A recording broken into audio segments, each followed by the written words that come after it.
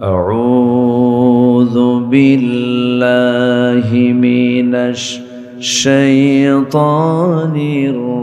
الرجيم. بسم الله الرحمن الرحيم.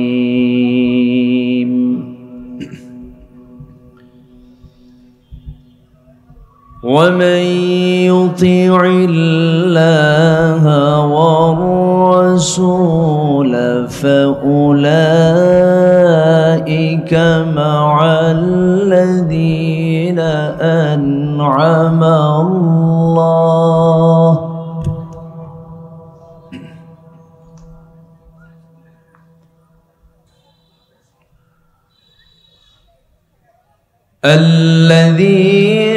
أنعم الله عليهم من النبيين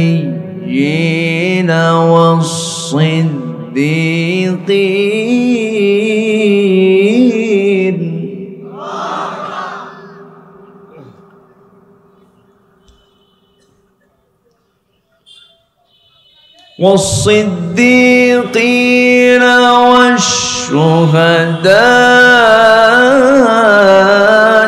والصالحين وحسن أولئك رفيقا.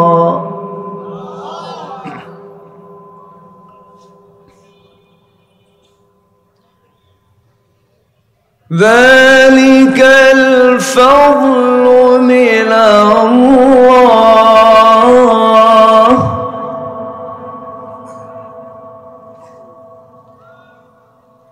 ذلك الفضل من الله وكفى بالله عليما.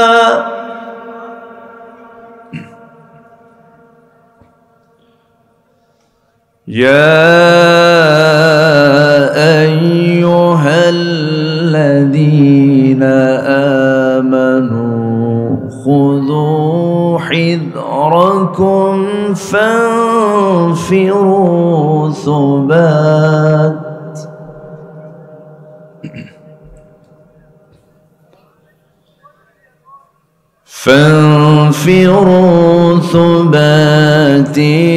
أو انفروا جميعا.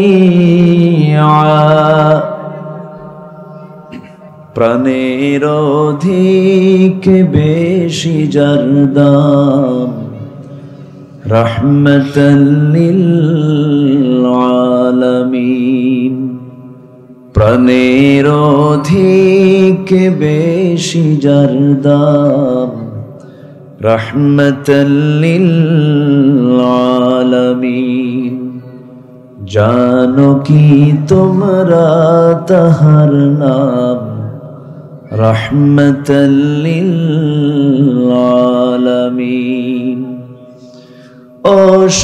অসহায়ের বুকে যে জন গোপনে করে সওয়ার দুরুদ পড়ে সুবহে ও শাম রাহমাতাল লিল আলামিন।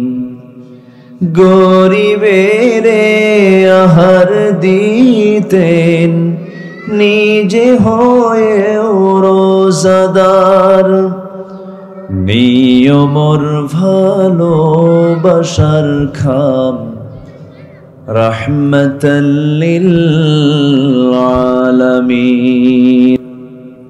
প্রাকৃতিক সৌন্দর্যের অপরূপ লীলাভূমি, সবুজ বেষ্টিত অঞ্চল রাজশাহী জেলার পবা উপজেলার মিয়াপুর কেন্দ্রীয় জামে মসজিদ মাহফিল ইন্তেজামী কমিটি কর্তৃক আয়োজিত পঞ্চম বার্ষিকী তাফসীরুল কোরআন মাহফিল 2025 মহৎ আয়োজনের সম্মানিত সুযোগ্য সভাপতি উপস্থিত হাজারাত উলামায়ে কেরাম, ফদলায়ে ইজম, সুশীল সমাজ, জাতির শ্রেষ্ঠ সন্তান, শিক্ষক মণ্ডলী, জাতির বিবেক, সাংবাদিকবৃন্দ, মিডিয়ার কর্মী ভাইরা, সামনে উপস্থিত আজকের মাহফিলের প্রধান আকর্ষণ, যাদেরকে নিয়ে আজকের এই সাজানো গোছানো বর্ণাঢ্য আয়োজন, তাওহীদের পতাকাবাহী, কালেমার ঝান্ডাবাহী, দ্বীন ইসলামের নরসারদুল, বীর মুজাহিদ, প্রাণ প্রিয় সম্মানিত দ্বীনী ভাইরা, আড়ালে বসে আছেন শ্রদ্ধেয়া সম্মানিতা মা বোনেরা। আলোচনার সূচনায় আনুষ্ঠানিকতার মধ্য দিয়ে আমার পক্ষ থেকে আবারও দিল খোলা সালাম, আসসালামু আলাইকুম ওয়া রাহমাতুল্লাহি ওয়া বারাকাতুহু। সবাই কেমন আছেন? আমাকে প্রশ্ন করলেন। আল্লাহ তাআলা আমাকে আপনার সাথে আপনার মতোই রেখেছেন, আলহামদুলিল্লাহ। মহান রব্বুল আলামিনের শুকরিয়া, যে মহান আল্লাহ সুবহানাহু ওয়া তাআলা আমার আপনার জন্য, দিন বোঝার জন্য, ইসলামকে সুন্দরভাবে বোঝার জন্য একটি মাধ্যম অনন্য হচ্ছে আমার দেশে বাৎসরিক ওয়াজ মাহফিলগুলো, যা ইতিপূর্বে এটা রাস্তাটা কুসুমাস্তীর্ণ ছিল না, খুব কঠিন ছিল। এই মাহফিল বাস্তবায়ন সহ মাহফিলগুলোর যারা অ্যারেঞ্জ করেছেন, অনেক কষ্টের মধ্য দিয়ে মাহফিলগুলোকে বাস্তবায়ন করতে হতো, কিন্তু আল্লাহ তাআলা আমার আপনার জন্য এখন একটি অনুকূল পরিবেশ তৈরি করে দিয়েছেন। যে থানার কাছে কমিটির অনুমতির জন্য থানায় আসা যাওয়া করতে করতে জুতার তলা ক্ষয় হয়ে যেত, এখন সেই থানা এখন নিজেই ফোন দিয়ে বলে কিছু লাগবে কি। তো এই যে একটি অনুকূল পরিবেশ তৈরি করে দিয়েছেন যিনি, তিনি আমার কে? আসতে বলবেন না, তিনি আমার কে? সেই মহান রবের শানে বলছি আলহামদুলিল্লাহ। চিৎকার মেরে বলছি আল্লাহুম্মা ইন্নী আসআলুকা আল হুদা ওয়াত তুকা ওয়াল আফাফা ওয়াল গিনা। সবাই বলি আল্লাহুম্মা আইন্নি আলা যিকরিকা ওয়া শুকরিকা ওয়া হুসনি ইবাদাতিকা। আমরা আল্লাহ তাআলার শুকর আদায় করে নিলাম। সম্মানিত দ্বীনী ভাইরা, আমি আমার অভ্যাস অনুযায়ী কোরআনে কারীমের গুরুত্বপূর্ণ একটি সূরা, সূরাতুন নিসা থেকে 2-3টা আয়াত আমি তেলাওয়াত করেছি। আয়াতগুলোকে সামনে রেখে কিছু কথা আমি বলতে চাচ্ছি। আল্লাহ তাআলা যেন আমার মুখ থেকে সেই কথাগুলোই বের করে দেন যে কথাগুলো মুসলিম উম্মার জন্য এই মুহূর্তে খুবই প্রয়োজন। আল্লাহ কবুল করুন, জোরে বলে আমিন। সম্মানিত হাজিরিন, জিহ্বার সংযত, জিহ্বাকে সংযত রাখা, জিহ্বার লাগাম টেনে ধরা, এটাও কিন্তু একটি গুরুত্বপূর্ণ ঈমানের অংশ। আমি বুঝি না একজন মুসলমান যখন কথা বলবেন তখন তার কথা আগে না চিন্তা আগে? বলুন তো, কি করতে হয় আগে? কথা আগে না চিন্তা আগে? চিন্তা করে এরপর কথা বলতে হয়। আল্লাহ তাআলা কথা কি বহুভাবে বলেছেন, কথা একটা ইবাদত। ওয়াকুলু লিন-নাসি হুসনা, কথা বলো মানুষের সাথে সুন্দর করে। বাপ মার সাথে ওয়াকুল লাহুমা কাওলান কারীমা, সম্মানজনক সুন্দরভাবে দিল থেকে কথা বলো। ওয়াল্লাযীনা হুম আনিল লাগফি মুআরিদুন, মুমিন তো তারাই যাদের মুখ থেকে অসংলগ্ন, অযাচিত, অনাকাঙ্ক্ষিত, অপ্রত্যাশিত কোনো বেহুদা বাজে কথা যেন মুখ থেকে না বের হয়। ইদানিং আমরা এটা লক্ষ্য করছি, শুধু সাধারণ মানুষ নয়, অনেক প্রথিতযশা আলেম তাদের মুখ থেকেও বেহুদা বাজে কথা, ফাহেশ কথা বের হচ্ছে। লক্ষণ ভালো না এটা। এই ব্যাপারে আমার কাছে এতটাই একটা প্রতিক্রিয়া হচ্ছে আমার ভিতরে, আহারে, যারা সমাজের আলো, যাদের মধ্য দিয়ে আলো বিকশিত হবে এবং আল্লাহর কাছে ওই বান্দাগুলোর দাম সবচাইতে বেশি যারা আলেম ওলামা, ইন্নামা ইয়াখশাল্লাহ মিন ইবাদিহিল উলামা। তো তাদের মুখ থেকে যদি বেফাস কথা বের হয়, এটা অত্যন্ত দুঃখজনক, আপত্তিকর। একজন আরেকজনকে গালিগালাজ দিচ্ছেন, ধমকাচ্ছেন, আন্ডার এস্টিমেট করছেন, ছোট চোখে দেখছেন, অপমান করার জন্য চেষ্টা করছেন, হেয় করছেন, এটা প্রত্যেকটি ইমামদারের জন্যই তো অশোভন। সেখানে আমরা অনেক বিজ্ঞজন, অনেক আলেম উলামার মুখ থেকে এই জাতীয় কথাগুলো শুনছি। আমি করজোরে মিনতি জানাই, বৃহত্তর স্বার্থ, উদারতার মানসিকতা লালন করে এই সমস্ত অপছন্দনীয় অনাকাঙ্ক্ষিত শব্দ চয়ন থেকে আমরা নিজেকে সংযত করার চেষ্টা করি। ইনশাআল্লাহ আল্লাহ কবুল করুন, জোরে বলি আমিন। আমি ইশারা ইঙ্গিতে একটু বুঝাইয়া দিলাম যেন আল্লাহ তাআলা সেই কান পর্যন্ত পৌঁছায় দেন যারা এই সমস্ত কথার সঙ্গে যারা জড়িত, বাজে শব্দ চয়নের সঙ্গে যারা জড়িত, তাদের কান পর্যন্ত যেন এই কথাগুলো যেন পৌঁছে যায়, যেই সমস্ত কথাগুলো ইমানদার কেবল আলেম ওলামাদের মুখে এগুলো মানায় না। সম্মানিত ভাইয়েরা, আল্লাহ রাব্বুল আলামিন আমাকে আপনাকে জীবন চলার জন্য প্রথম যে নবী পাঠিয়েছেন, সেই নবী থেকে শুরু করে আমার নবী পর্যন্ত সকল নবীর হাতে কিতাব দিয়েছেন। আমার নবীর হাতে যে কিতাবটা দেওয়া হয়েছে, সেই কিতাবের নাম কি বলুন তো? জোরে বলুন, সেই কিতাবটার নাম কি? কোরআন। সেই কোরআনকে নিয়ে আজকের এই সাজানো বাগান সাজানো হয়েছে। সেই কিতাব থেকে কিছু কথা আমি বলতে চাচ্ছি। এ তো বিশাল দরিয়া। কোরআন হচ্ছে তলাহীন একটা সাগরের নাম। পৃথিবীর সকল সাগরের তলা খুঁজে পাওয়া যায়, কিন্তু কোরআনের যে জ্ঞান, কোরআনের যে ব্যাখ্যা, এটা হচ্ছে তলাহীন একটা সমুদ্র, তলাহীন একটা সাগর, যার তলা কোনোদিন পৃথিবীর কোনো মানুষ খুঁজে পাবে না। আল্লাহ রাব্বুল আলামিন বলেন, قُلْ لَوْ كَانَ الْبَحْرُ مِدَادًا لِكَلِمَاتِ رَبِّي لَنَفِدَ الْبَحْرُ قَبْلَ أَن تَنفَدَ كَلِمَاتُ رَبِّي وَلَوْ جِئْنَا بِمِثْلِهِ مَدَدًا। জোরে বলুন আল্লাহু আকবার।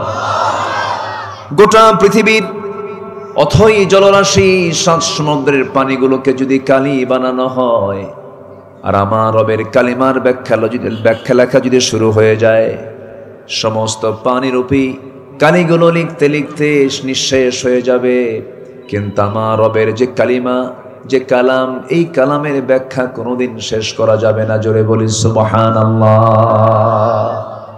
পৃথিবীর সকল জ্ঞানের, পৃথিবীর সকল জ্ঞান বিজ্ঞানের সকল কিছুর মূল সোর্স, মূল মাদার যেটা, সেটা হচ্ছে কোরআন। 150 থেকে 200 আয়াত আছে ফিজিক্স কেমিস্ট্রির উপরে, রাষ্ট্র পদ্ধতির উপরে আল্লাহ তাআলা বেশ কিছু আয়াত দিয়েছেন পারিবারিক জীবনের উপরে। এক কথায় দোলনা থেকে নিয়ে একদম কবর পর্যন্ত মানব জীবনের জন্য এমন কিছু নাই যা এই কিতাবের মধ্যে বাদ পড়েছে। একটু সুবহানাল্লাহ বলবেন না? সুবহানাল্লাহ বলবেন না? তাও আল্লাহ তাআলা এটাকে দুর্বল কিতাব আকারে দিয়েছেন না মজবুত? কোনো অসারতা আছে? অসম্পূর্ণতা আছে? আজও কেন, কিয়ামত পর্যন্ত সূর্যের যিনি মালিক, তিনি কোরআন নাজিল করেছেন। এই কিতাবের কোনো ফাঁকফোকর, এই কিতাবের কোনো অসারতা, এর আশ্চর্যতা, এর নতুনত্ব কোনোদিন কেউ নষ্ট করতে পারবে না। সেই মহাগ্রন্থ কালজয়ী কিতাব থেকে আমি কিছু কথা বলতে চাচ্ছি। আল্লাহ যেন আমাকে কবুল করেন বলার জন্য, আপনাকে শোনার জন্য কবুল করেন। জোরে বলি আল্লাহুম্মা আমিন। সম্মানিত ভাইয়েরা, আমরা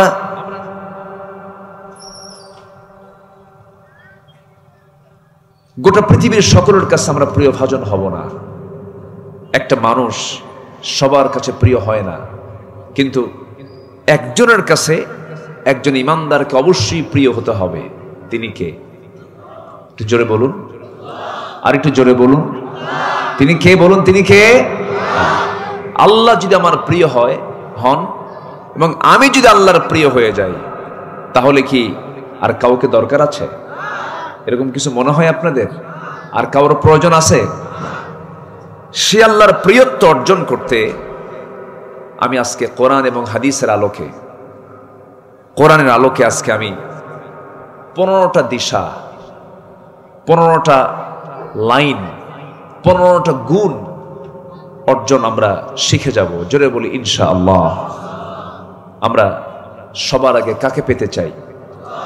আসলে কিন্তু আমার বন্ধু বলতে কিন্তু একজনই বন্ধু, নচেত কোনো বন্ধু আমার নাই। আসলে আমরা ডানে বামে, সামনে পেছনে, ঘরে, আত্মীয় স্বজন যা কিছু দেখি, এগুলো কিন্তু একদিন পর হয়ে যাবে। কিন্তু যিনি কখনো পর হবেন না, পর হওয়ার সম্ভব না, আমি যাকে কখনো ছাড়তেও পারবো না এবং তিনি আমাকে কখনো ছাড়বেন না, তিনি কে? আসতে বলবেন না, তিনি কে? তার পরিচয়টা কিন্তু কোরআন খোলার সঙ্গে সঙ্গে পাওয়া যায়। 3 নম্বর আয়াতের যে পরিচয়টা, এটা আমাকে খুব ভাবিয়ে তোলে। যারা পারেন ঠোঁট মিলিয়ে বলুন আলহামদুলিল্লাহি রাব্বিল আলামিন আর রহমানির রহিম মালিকি ইয়াউমিদ্দিন ইয়্যাকা না'বুদু ওয়া ইয়্যাকা নাস্তাঈন ইহদিনাস সিরাতাল মুস্তাকিম সিরাতাল্লাযীনা আন'আমতা আলাইহিম গায়রিল মাগদুবি আলাইহিম ওয়ালাদ-দাল্লিন। এরপরে একটু জোরে বলেন, আর একটু জোরে বলেন। প্রশংসা কার? যিনি রহমান, যিনি রহিম, তিনি কে? মালিক ইয়াউমিদ্দিন, যিনি বিচার দিবসের মালিক, তিনি কে? বিচার দিবসের মালিক কে? এই পরিচয়টি কি সহজ মনে হয়? বিচার দিবস, তার মালিক কে? আল্লাহ তাআলা। তাহলে আসল বিচারক তিনি কে? আল্লাহ। তিনি বিচার করবেন। বিচার করবেন কিসের ভিত্তিতে? বিচার করবেন হলো বান্দা এই দুনিয়াতে কি আমল নিয়ে গেল, সে কোন পথে চলল।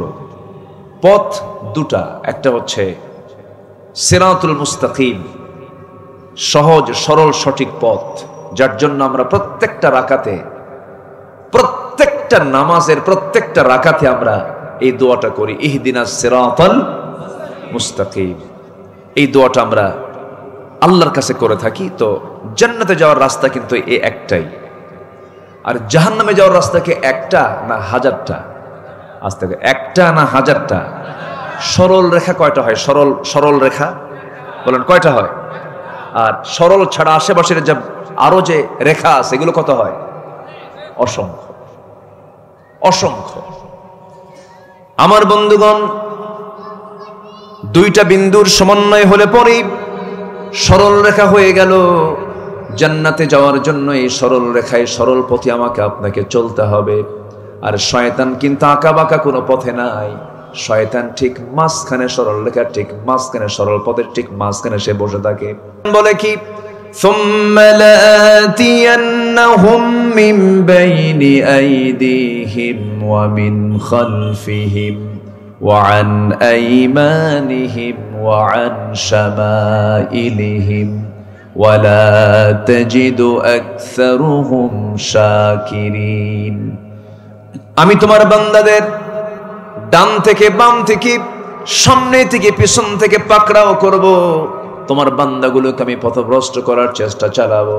আল্লাহ বলছেন, শয়তান তুই পারবি না, কারণ আমার যে সমস্ত বান্দা আমার পছন্দের বান্দা, তারা সবসময় আমার কাছে আশ্রয় নিয়ে বলবে আউযু বিল্লাহি মিনাশ শাইতানির রাজিম। আমরা আশ্রয় চাই কার কাছে? আসতে বলুন, কার কাছে? কার ওয়াসওয়াসা থেকে? শয়তানের ওয়াসওয়াসা থেকে আমরা আল্লাহর কাছে আশ্রয় চাই, তখন আমাকে আশ্রয় দিবেন কে? আল্লাহ তাআলা। আমার বন্ধুগণ, সে আল্লাহর প্রিয় বান্দা হওয়ার জন্য 15টা গুণ, 15টা দিশা আমাদের জন্য জানা দরকার, 15টা গুণ আমাদের জন্য বাস্তবায়ন করা দরকার। এর মধ্যে 1 নম্বর গুণ হলো, গোটা দুনিয়াতে যত আনুগত্য আছে সমস্ত আনুগত্যকে মাইনাস করে ফেলে আনুগত্য নির্দিষ্ট করব দুজনের জন্য। 1 নম্বর কে? আসতে বলবেন, 1 নম্বর কে? নাম্বার 2 হচ্ছেন মুহাম্মদ সাল্লাল্লাহু আলাইহি ওয়াসাল্লাম। এই দুইজনের আনুগত্য করব। তবে আল্লাহ তাআলা এক জায়গায় বলছেন, আতিউল্লাহ ওয়া আতিউর রাসূল ওয়া উলিল আমরি মিনকুম ফাইন তানাযা'তুম ফি শাইইন ফারুদ্দুহু ইলাল্লাহি ওয়ার রাসূল। তোমরা আনুগত্য করবে আল্লাহর, আনুগত্য করবে তার রাসূলের, এবং তোমাদের মধ্যে যারা আমির, তোমাদের মধ্যে যারা লিডার, তাদের তোমরা আনুগত্য করবে। তবে হ্যাঁ, লিডারকে মানতে গিয়ে যদি কোনো ঝামেলায় তোমরা পড়ে যাও, সেই সময় তোমরা ফিরে যাবে মূল আনুগত্য আল্লাহ এবং আল্লাহ রাসূলের দিকে। তাহলে মূল আনুগত্য হবে দুজনের। 1 নাম্বার কে? আসতে বলবেন না কে? আর নাম্বার 2 হচ্ছে মুহাম্মদ সাল্লাল্লাহু। এবং আমাদের মধ্যে যারা আমির আছেন তাদেরকে আমরা মানব ততক্ষণ যতক্ষণ তিনি নবীর আদর্শকে লালন করবেন। নবীর আদর্শ যে নেতার মধ্যে নাই, যে আমিরের মধ্যে নাই, যে লিডারের মধ্যে নাই, ওই নেতার নেতৃত্ব মানা যাবে না। যে নেতার নেতৃত্ব মানতে গিয়ে ঈমান হারা হতে হয়, সেই সমস্ত নেতৃত্বের মুখে আমরা জুতা মারি, থুতু মারি, কোনো প্রয়োজন নেই। কারণ নেতৃত্ব মানা অত্যন্ত স্পর্শকাতর বিষয়, মানতে হবে নেতৃত্ব, কিন্তু এই নেতৃত্বই কিন্তু আমাকে হাসরের দিন উঠায়া ছাড়বে। হাসরের দিন আমি কার নেতৃত্ব মেনেছি এটার জন্য জবাবদিহি করতে হবে কার আদালতে? আসতে বলবেন না কার আদালতে? আল্লাহর আদালতে। হয়তো ভাববেন হুজুর তাহলে কোন নেতৃত্বই মানবো না, আমি কোনো দলই করব না।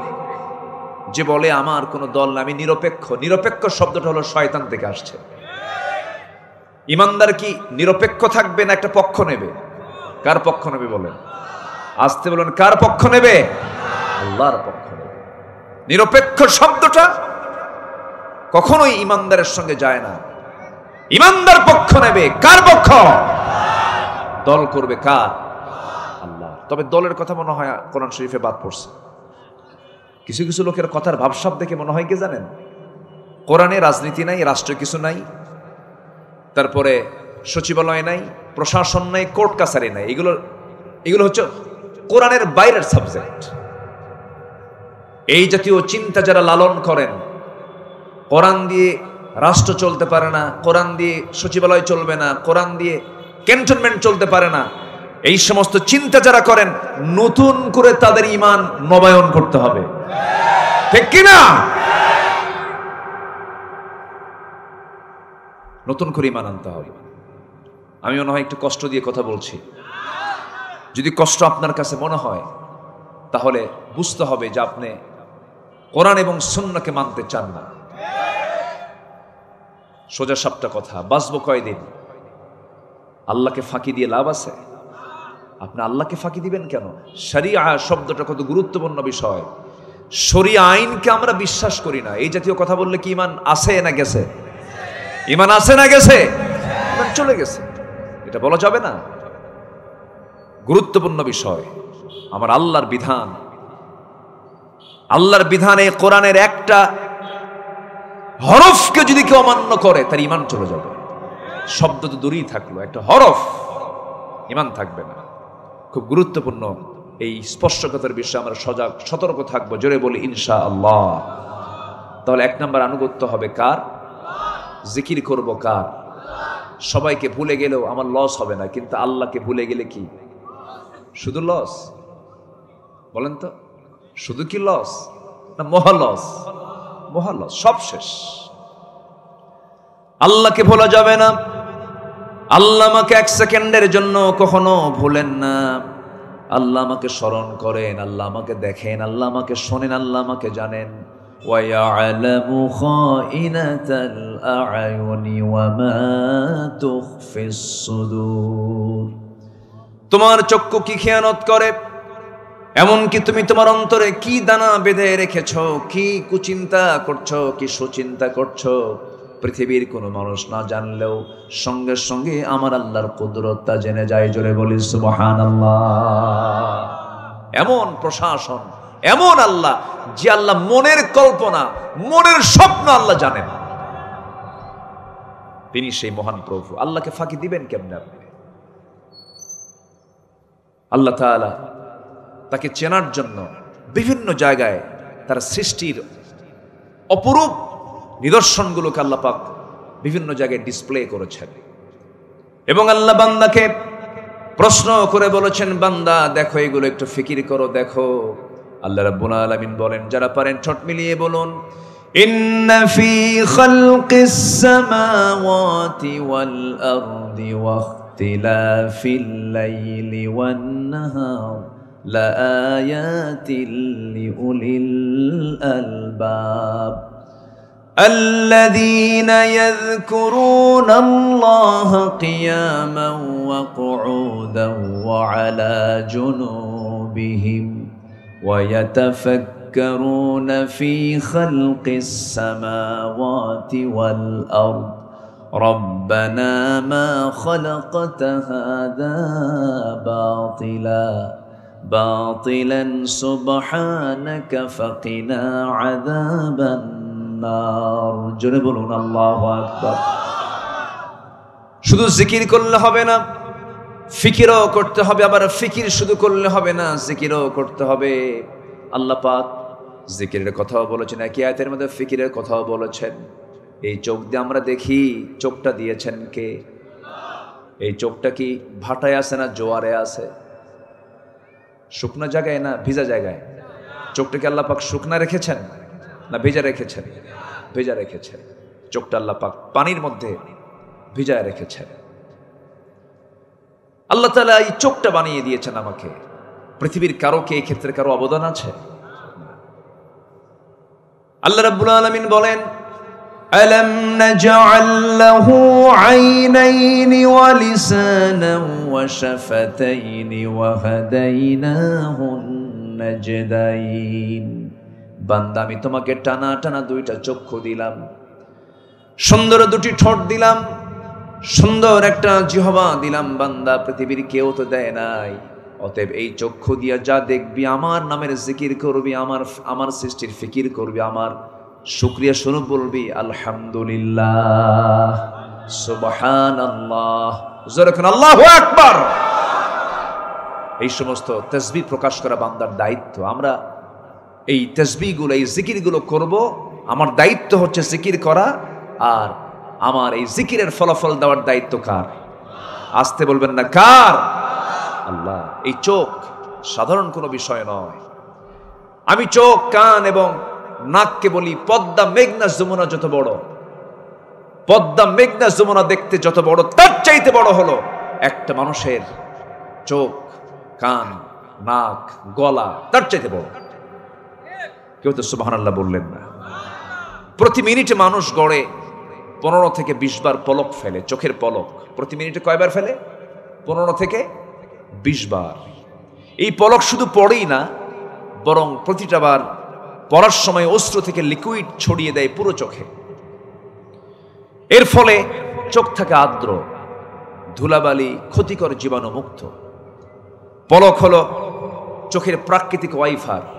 গাড়ির সামনে ওয়াইফার থাকে না, গ্লাসকে পরিষ্কার করে দেয়। তো এই পলক হচ্ছে চোখের প্রাকৃতিক ওয়াইফার, যা ঘুমের মধ্যেও চোখের সুরক্ষা নিশ্চিত করে। প্রতিদিন আমাদের চোখে গড়ে 1 মিলিলিটার অশ্রু তৈরি হয়, যা স্বচ্ছ অথচ অত্যন্ত কার্যকর এক তরল পদার্থ। এই অশ্রুর মধ্যে থাকে লাইসোজাইম নামের এক প্রাকৃতিক অ্যান্টিবায়োটিক, যা চোখকে ব্যাকটেরিয়ার আক্রমণ থেকে 100% সুরক্ষা দিয়ে থাকে। এটা আসতে বলেন সুবহানাল্লাহ। যখন হৃদয়ে বেদনায় ভরাক্রান্ত বা আত্মা আল্লাহর ভয়ে ও ভালোবাসার কারণে যখন কাঁপতে থাকে, তখন অশ্রু গড়িয়ে গড়িয়ে সেই চোখের পানিগুলো এসে গালের উপরে চলে আসে। এই অশ্রু আমার চোখের বাইরের অংশে পুষ্টি ও অক্সিজেন সরবরাহ করে। কারণ কর্নিয়াতে, চোখের যে কর্নিয়া, এখানে রক্তনালী থাকে না, তাই চোখের জল চোখকে রক্ষা করে শুকিয়ে যাওয়া, ক্ষয়, ব্যাকটেরিয়াল সংক্রমণ থেকে সম্পূর্ণ সুরক্ষা দেয়। কেউ তো সুবহানাল্লাহ বললেন না। এগুলো কে করে দিয়েছেন? আসতে বলবেন, কে করে দিয়েছেন? আমাদের চোখে প্রায়, আমাদের প্রত্যেকের দুটো চোখে প্রায় 27 কোটি 40 লাখ ফটোরিসেপ্টর নামে নিয়োজিত শ্রমিক আল্লাহর হুকুমে দিন রাত 24 ঘন্টা কাজ করে যাচ্ছে। যখন আলো আপনার চোখে গিয়ে পড়ছে, যখন ফটোরিসেপ্টর কাছে চলে যাচ্ছে, তখন ফটোরিসেপ্টর সেটাকে প্রসেসিং করে আপনার অপটিক নার্ভে পৌঁছে দিচ্ছে এবং সেখান থেকে ইলেকট্রিক ইম্প্যালেন্সের মাধ্যমে সেটা আমাদের ব্রেনে অক্সিপিটাল ল্যাবে চলে যাচ্ছে। ফলে আমরা দেখতে পাচ্ছি। এই যে অপটিক নার্ভের কথা শুনলাম, আমরা শুধুমাত্র এখানে প্রায় 7 থেকে 70 লক্ষ তারের মতো ফাইবার আমাদের চোখের পেছনে আল্লাহ পাক রেখে দিয়েছেন। কার অবদান? আসতে বলবেন না, কার অবদান? এখানেই শেষ নয়। যেখানে আধুনিক সবচেয়ে উন্নত ক্যানন, এই যে ক্যানন ক্যামেরাগুলো যা আছে, US R5, Canon US R5, Sony, আরো সহজে সমস্ত ক্যামেরাগুলো আছে, ক্যামেরাগুলো সর্বোচ্চ 100 মেগাপিক্সেল পর্যন্ত পৌঁছায়। সেখানে মানুষের চোখে রেজুলেশন প্রায় 576 মেগাপিক্সেল। এই যে ক্যামেরাম্যান শোনেন, বুঝতেছেন? 100 মেগাপিক্সেল। আর বান্দার চোখের ভিতরে যে আল্লাহ পাক যে রেজুলেশন দিয়েছেন সেটা হলো 576 মেগাপিক্সেল। প্রত্যেক বান্দার চোখে আল্লাহ পাক দিয়েছেন। আচ্ছা, এই চোখের দৃষ্টিসীমা প্রায় 200 ডিগ্রি পর্যন্ত বিস্তৃত। এই চোখ প্রায় 1 কোটি ভিন্ন ভিন্ন রং চিনতে পারে। 1 কোটি। আপনার ক্যামেরা কয়টা পারবে?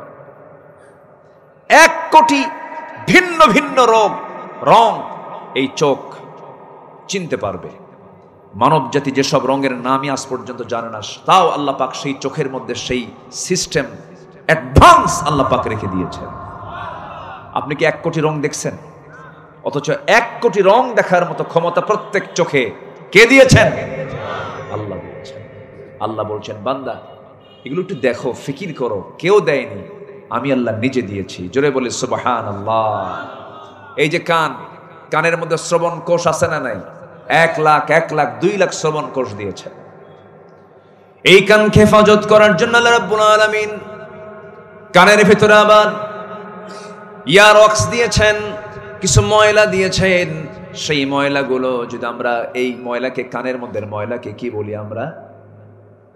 কি কয়? খোল। কি এটা? কি গরু খায়? এটা কোন খোল? কানের ময়লা। এই যে কানের ময়লা আল্লাহ রাব্বুল আলামিন কানের মধ্যে দিয়ে দিয়েছেন, এটা কিন্তু অকাজে দেন নাই। বান্দা যখন কান দিয়ে শুনবে, এই কানটা যেন নষ্ট না হয়, দেখবেন যে সমস্ত বিয়ারিং গুলো জাম লাগে, এটাকে ফ্রি করার জন্য কি লাগায়? গিরিজ। এটা হচ্ছে কানের মধ্যে যে ময়লা দেখেন, এটা হচ্ছে গিরিজ। এটা কি বলেন? কেউ তো সুবহানাল্লাহ বলবেন না। এটা কি মিষ্টি? ভিতরের যেটা কি মিষ্টি? কেমন লাগে? খান নাই তো। একদিন একটু জিহবায় নিবেন, এটা স্বাদ আপনি নেবেন, তিক্ত তিক্ত, তিতা তিতা লাগে। কেন? আল্লাহ পাক এটা যদি মিষ্টি করতেন, তাহলে মিষ্টি আছে যেখানে পোকামাকড় পিঁপড়া আছে সেখানে। তাহলে রাতের বেলা আপনি যখন ঘুমাতে যেতেন, যদি কানের ময়লা যদি মিষ্টি হয়, তাহলে সব পিঁপড়া গিয়ে জমা হবে আপনার কানে। কান সাফ করবেন কখন? আর ঘুম পারবেন কখন? আর কানের মধ্যে যেন কোনো ভুল ক্রমে যেন কোনো ন্যাংরা মশা অথবা ন্যাংরা কোনো পিঁপড়া যেন ভুল ক্রমে যেন ঢুকেও যেন টের পায় যে না, এটা জায়গা মতো আসি নাই, তিতা জায়গা, বের হয়ে আসে। কেউ তো সুবহানাল্লাহ বলবেন না। তাহলে শুধু কান বানান নাই, কানকে সিকিউর করেছেন, এটাকে নিরাপত্তার চাদরে আবৃত রেখেছেন যিনি, তিনি আমার কে? চোখ গেল, কান গেল। নাক দিছেন কোথায়? নাক সুন্দর লম্বা নাক, এই নাকটা যদি মাঝে মাঝে চিন্তা করি আমি, নাকটা যদি এই জায়গায় না দিয়া বগলের তলে দেওয়া হতো, বলেন চেহারাও কেমন দেখতে হতো। আর বগলের তলে যদি দেওয়া হতো, গরমের দিন না হয় আমরা খালি গায়ে বসি না হয় খাই, হয়তো খাবারটা দেখালাম নাককে, বলো খাওয়া যাবে কিনা। শীতের দিন কি করবেন আপনি বলেন? সব কাপড় চোপড় কি খোলা সম্ভব? কাপড় চোপড় খুইলা আগে নাকের কাছে হাজির করা লাগতো যে নাক বল এটা কি টাটকা না বাসি। কিন্তু আল্লাহ পাক নাকটা দিয়েছেন এমন জায়গায় দেখতেও সুন্দর, মানানসই, আবার মুখের সাথে দিয়েছেন। সুবহানাল্লাহ বলা যাবে না? নাকের সঙ্গে মুখের সংযোগ দিয়ে দিয়েছেন এবং সুন্দর কানেকশন দিয়ে দিয়েছেন। এরপরে আল্লাহ রাব্বুল আলামিন মুখের যে শান দিয়েছেন, জিহবা দিয়েছেন, জিহবার চতুর্পাশে জোয়ার না ভাটা, বলেন জোয়ার না ভাটা, বিশাল জোয়ার করে দিয়েছেন। এত পানি, এত লালা মুখ থেকে বের হয়, সামনে যদি তেঁতুল দেখেন কেমন আরো জোরে জোরে বের হয়। আমলকি যদি দেখেন, দুপুরবেলা উত্তরা দিয়ে যখন আসতেছিলাম, পাশে দেখে একজন আমলকি বিক্রি করতেছে। আমলকির দোকানের কাছে গেছে, আমলকি খাই নাই, এইদিকে পানি দিয়ে সয়লাভ। কি কথা কি বুঝতেছেন? কে দিয়েছে? কে দিয়েছেন? কে দিয়েছেন? আল্লাহ দিয়েছেন। এই লালার কোনো স্বাদ নাই, আল্লাহ পাক স্বাদহীন করে দিয়েছেন। এই লালাতে যদি স্বাদ দিয়ে দিতেন, মিষ্টি করতেন, বান্দার কোনো খাবারে মজা পেত না। আল্লাহ পাক চোখের পানিকে লবণ করেছেন, কানের ময়লাকে তিতা করেছেন, আর মুখের লালাকে স্বাদহীন করে দিয়েছেন। একই দেহ, সেই জায়গায় এক একটা জায়গায় এক একটা রকম আল্লাহ পাক সবকিছু ম্যানেজমেন্ট করে দিয়েছেন। আল্লাহ বলছেন, বান্দারে এত কিছু তোর জন্য করে দিলাম, বান্দা তুই শুধু খুশি হয়ে বলবি আলহামদুলিল্লাহি রাব্বিল আলামিন। প্রশংসা কার? আসতে বলবেন না কার? আরো জোরে, কার প্রশংসা? আল্লাহ। এক জায়গায় না সব জায়গায়? সব। পৃথিবীর সকল প্রাণী আল্লাহর জিকির করে, শুধু বান্দার মধ্যে ভেজাল। কোন প্রাণী জিকির করতে তারা কৃপণতা দেখায় না। সকল প্রাণী, যত প্রাণী আছে, ওয়ালাকিন লা তাফকাহুনা তাসবিহাহুম, তাদের জিকিরের ভাষা তোমরা, তাসবিহর ভাষা তোমরা বোঝো না, কিন্তু প্রত্যেক প্রাণী আমার নামের তাসবিহ প্রকাশ করে। এই যে পিঁপড়াগুলো, এই যে পোকাগুলো উঠতেছে, অনেক পোকা এখানে আমার এদিকে ভরে গেছে। এখন তো মাঠে জমাজমি আছে না, ধানের সময়। এই যে পোকাগুলো, এই পোকাগুলোর হাড় আছে না নাই? হাড়ের ওজন কয় কেজি? কয় কেজি ওজন? পৃথিবীর কোন সূক্ষ্ম কারিগরের দ্বারা কি এগুলো সৃষ্টি করা সম্ভব? এটা সূক্ষ্ম কারিগর যিনি, তিনি কে? চোখ আছে, হাড় আছে, হাত আছে, পা আছে, কি সুন্দর করে আল্লাহ পাক বানিয়ে দিয়েছেন। একটু জোরে বলি সুবহানাল্লাহ। সব প্রাণীগুলো জিকির করে কার? আল্লাহ পাকের। এবং এই প্রাণীগুলোকে আল্লাহ পাক গবেষণা নিয়ে আসতে বলেছেন। যেরকম বিজ্ঞান গবেষণা করেছে, একটা পাখির সৃষ্টির টেকনোলজিকে আজকে বিমানে ব্যবহৃত করা হয়েছে। যেরকম সুবহানাল্লাহ। একটা পাখির ভিতরে যে টেকনোলজি আল্লাহ পাক রেখে দিয়েছেন, একটা পাখি আছে পেরেগ্রিন ফ্যালকন। পেরেগ্রিন ফ্যালকন নামে একটা পাখি এই জমিনের বুকে মহান আল্লাহর এক সৃষ্টির এক অপরূপ, দ্রুতগামী একটা যানবাহন, দ্রুতগামী একটা প্রাণী এটা, যা রকেট বার্ড নামে পরিচিত। যেখানে দ্রুতগামী একটা চিতাবাঘ ঘন্টায় 112 কিলোমিটার বেগে চলে, সেখানে পেরেগ্রিন এই ফ্যালকন সর্বোচ্চ প্রায় 300 থেকে 400 কিলোমিটার পার আওয়ার এসে দৌড়ায়। যেরকম সুবহানাল্লাহ। তাহলে একটা পেরেগ্রিন ফ্যালকন 1 ঘন্টায় 400 কিলোমিটার অতিক্রম করে, তার গতিটা দেখেন। আচ্ছা, এবং সো মেরে এক মুহূর্তে এসে তার শিকারীকে সে ধরে ফেলে। শিকারী যাকে ধরা হচ্ছে সে টেরই পায় না আমাকে ছো মেরে কখন নিয়ে চলে গেল। প্রচন্ড উচ্চতায় সর্বোচ্চ গতিতে উড়ে যাওয়ার সময় তাদের নাকের মধ্য দিয়ে যে গতিতে বাতাস প্রবেশ করে, সেটা দিয়ে ফুসফুস ফেটে যাওয়ার কথা, কিন্তু মহান আল্লাহ তাদের নাকের ভিতরে হাড়ের একটা ট্যাপ এমনভাবে সংযুক্ত করে দিয়েছেন, যে ট্যাপের সাহায্যে তারা বাতাসের তীব্র গতিকে রুখে দেয়। আল্লাহু আকবার বলেন। আচ্ছা, তাহলে তাদের নিজেদের ফুসফুসকে রক্ষা করার জন্য আল্লাহ পাক এই ট্যাপটা বসায় দিয়েছেন। ঠিক একই টেকনোলজি ব্যবহার করা হয়েছে আজকে বিমানের ইঞ্জিনের ক্ষেত্রে। বাতাসের তীব্র প্রেসার থেকে বিমানের ইঞ্জিনকে সুরক্ষিত করার জন্য পেরেগ্রিন ফ্যালকনের মতো একটা টেকনোলজি ব্যবহার করা হয়ে থাকে। বিজ্ঞানের এই সমস্ত সাফল্য সবকিছু রয়েছে আল্লাহর সৃষ্টিরাজির ভিতরে। জোরে বলি সুবহানাল্লাহ। আল্লাহ পাক ছোট্ট একটা প্রাণী, এই যে এখানে আশেপাশে কি যেন ধোঁয়া দিয়েছে, কয়েল দিয়েছে, কি থেকে বাঁচার জন্য বলেন তো? মশা কি আপনার বাড়িতে আছে? মশা নাই কার বাড়িতে? দেখি হাত তোলেন, বলেন মশা নাই কার বাড়িতে? এরকম কোনো বাড়ি আছে? সবার বাড়িতে মশা আছে। আমি সৌদি আরব গিয়েছিলাম মাসখানেক আগে, সেখানে কোনো মশা নাই। মক্কা মদিনায় কোনো মশা পেলাম না, তবে গ্রামে গঞ্জে থাকে, কিছু প্রত্যন্ত অঞ্চলে সে সমস্ত এলাকায় মশাগুলো থাকে। মশা আছে বলেই তো আল্লাহ পাক মশার কথাও কোরআনে বলেছেন। মশা নামে একটা প্রাণী আছে না নেই বলেন? আচ্ছা, মশা মজবুত, মশা শক্তিশালী না মানুষ শক্তিশালী বলেন? হ্যাঁ বলেন, মানুষ শক্তিশালী না মশা শক্তিশালী? মশারি টাঙ্গায় মশা না মানুষ? কে টাঙ্গায়? মানুষ টাঙ্গায়।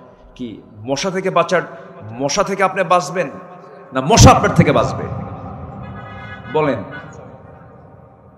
তাহলে এখন বলুন তো শক্তিশালী কে? মশাই তো শক্তিশালী দিতেছে। চিন্তা করা যায় এই ছোট্ট মশার কাছে আমরা কতটা অসহায়। আজকেই তো মনে হয়, আজকে কি গতকালকে বিশ্বজয়ী একজন হাফেজ ডেঙ্গুতে আক্রান্ত হয়ে, আজকেই তো মনে হয় ডেঙ্গুতে আক্রান্ত হয়ে তকি নামে একটা ছেলে হাফেজ দুনিয়া থেকে বিদায় নিয়েছে। প্লাটিলেট লেভেল একদম জিরো পর্যায়ে আসার পর সে আর বাঁচতে পারে নাই, দুনিয়া থেকে বিদায় নিয়েছে। কিসের কামড়ে বলেন তো? একটা মশা, ডেঙ্গু, এডিস মশা। আল্লাহ পাক এই মশার উদাহরণ দিয়েছেন আজ থেকে ১৫০০ বছর আগে। আল্লাহ রাব্বুল আলামিন বলেন, ইন্নাল্লাহা লা ইস্তাহি আন ইয়াদরিবা মাসালাম মা বাউদাতান ফামা ফাওকাহা فأما الذين آمنوا فيعلمون أنه الحق من ربهم وأما الذين كفروا فيقولون ماذا أراد الله بهذا مثلا يضل به كثيرا ويهدي به كثيرا وما يضل به إلا الفاسقين জোরে বলুন আল্লাহু আকবার। আমি কি আলোচনা শেষ করে দেব? যে এই যে বসো বসো বসো বসো বসেন। কষ্ট পাচ্ছেন নাকি আপনারা? আমি কি একটা কথাও কি এখানে বানিয়ে কিছু বলছি? কোন আয়াত কি বাদ দিছি আমি? তা আয়াত বলছি তো, আপনি যাচ্ছেন কেন? না রাত হলো বেশি, দোয়া করে দেব নাকি? একটু বসেন। আপনি এই মুহূর্তে এই জায়গার চাইতে বরকতময় জায়গার দ্বিতীয় কোথাও পাবেন? কোথায় পাবেন আপনি? কোথাও তো পাবেন না। যেখানে বসলে গুনাহ মাফ হয়, যেখানে বসলে ফেরেশতারা দোয়া করে। সম্মানিত ভাইয়েরা, একটু বসুন। আমি আর এই ব্যাপারে আর বলবো না, কেউ নড়বেন না।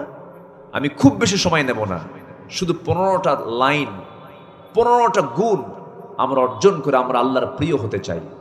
আমরা কার প্রিয় হতে চাই? আল্লাহর প্রিয়। 1 নম্বর হচ্ছে আনুগত্য। 1 নম্বর কি বলেন তো? কার আনুগত্য? সে আল্লাহর আনুগত্য আমরা করবো। সে আল্লাহর মহানত্ব নিয়ে একটু কথা বলছি। আল্লাহ কত মহান। মশা, এই মশাকে আল্লাহ রাব্বুল আলামিন উদাহরণস্বরূপ দিয়েছেন। কাফের মুশরিকরা বলল, তোমার আল্লাহর কাম নাই কাজ নাই, কোরআনের মতো কিতাবে এই মশার উদাহরণ দেওয়া লাগে? এরকম করে বলে ফেললো। আসলে কি মশা কি দুর্বল প্রাণী? কেমনে দুর্বল হলো? আপনি দেখলেন গোটা ঘরে কোথাও মশা নাই, চতুর্দিকে নেটিং করা পাকা ঘর, কোথাও মশা আপনি পেলেন না। আপনি করলেন কি? লাইটটা বন্ধ করে শুয়ে পড়েছেন। হঠাৎ করে ঘুম আসেন নাই আপনি, অন্ধকারে ওই মশা কেমন আপনারে চিনল? আপনার কানের কাছে এসে সারেগামা পাধানিসা শুরু করে দিচ্ছে। করেন কি? এই করে কিনা বলেন? ও দেখলো কেমন? আপনি তো দেখলেন কেমনে আসলো সে? বিজ্ঞান বলছে প্রত্যেকটা মশা 75 ফুট দূর থেকে টের পায় এখানে কোন সলির মধ্যে শুয়ে আছে। 75 ফুট দূর থেকে। আপনি দেখলেন না, কিন্তু সে আপনাকে ঠিকই মার্ক করে রাখছে। শুধু লাইট বন্ধ কর, শুধু লাইট কি বন্ধ কর, চলে আসে।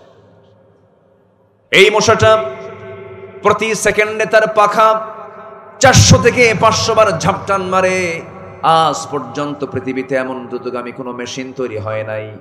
মশা তার পাখাকে যত দ্রুত গতিতে ঘুরাতে পারে, নড়াতে পারে, এমন কোন দ্রুতগামী কোনো মেশিন পৃথিবীতে আজকে দুনিয়াতে তৈরি হয় নাই। আল্লাহ রাব্বুল আলামিন এই মশাকে উদাহরণস্বরূপ বহু কারণে দিয়ে দিয়েছেন। আল্লাহ রাব্বুল আলামিন এই দুনিয়াতে একজন অবাধ্য কাফের ছিল, নাম তার নমরুদ ছিল। আল্লাহ তাআলা নমরুদকে দুনিয়া থেকে বিদায় করে দিয়েছেন কার কামড় খাওয়ায়া? আসতে বলেন, কার কামড় খাওয়ায়া? মশার কামড় খাওয়ায়া। এখানেই শেষ নয়, মশার মুখে আমরা যে সুরের মতো একটা সূচ দেখি, সুরের মতো কি দেখি? সূচ দেখে আসলে সেই সূচের সংখ্যা আমরা হয়তো মনে করি একটা, সূচের সংখ্যা একটা নয়। এগুলোকে আল্লাহ রাব্বুল আলামিন ওই মশার সূচের সংখ্যা 6টা অংশে ভাগ করেছেন। কয়টা অংশ? 6টা অংশে ভাগ করেছেন। যা আধুনিক ইনজেকশন বা ছুরির মতো কাজ করে। জানলে আশ্চর্য হব আমরা, এই 6টা সূচের আবার 6টা আলাদা আলাদা কাজ আছে।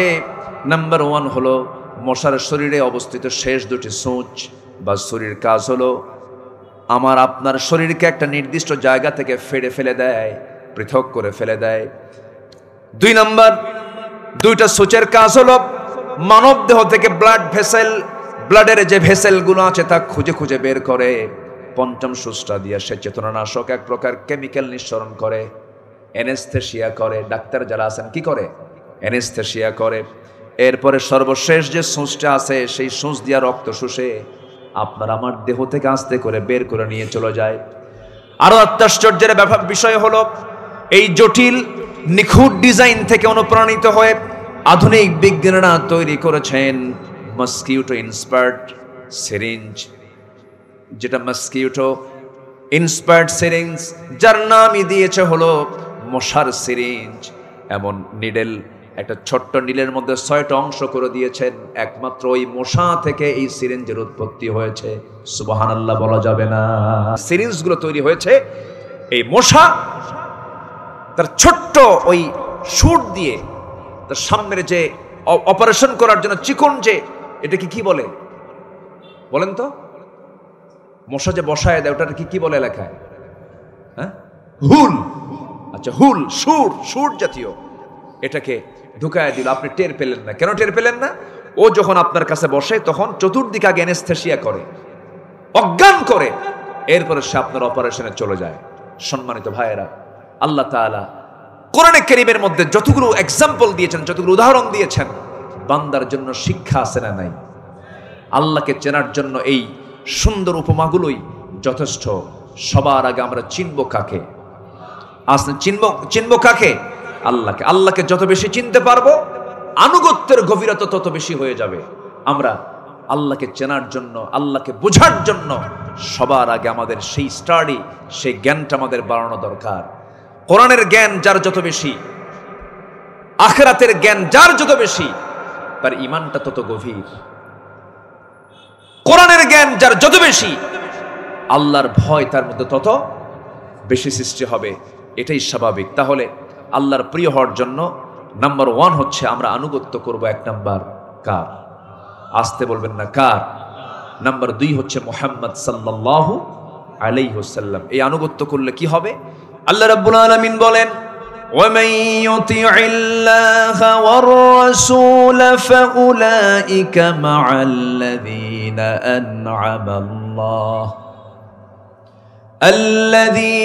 أَنْعَمَ اللَّهُ عَلَيْهِمْ مِنَ النَّبِيِّينَ وَالصِّدِّيقِينَ وَالشُّهَدَاءِ وَالصَّالِحِينَ وَحَسُنَ أُولَئِكَ رَفِيقًا। জোরে বলুন আল্লাহু আকবার।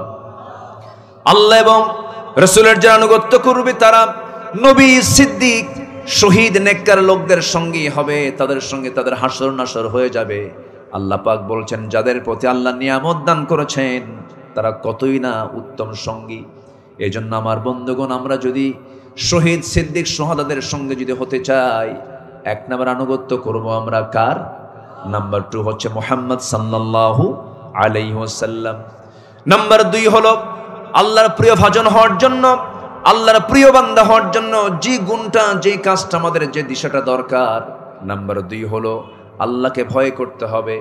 আল্লাহকে ভয় করে নফসের সকল কুপ্রবৃত্তি থেকে নিজেকে বাঁচাতে হবে, অর্থাৎ নফসের শুদ্ধতা আনতে হবে।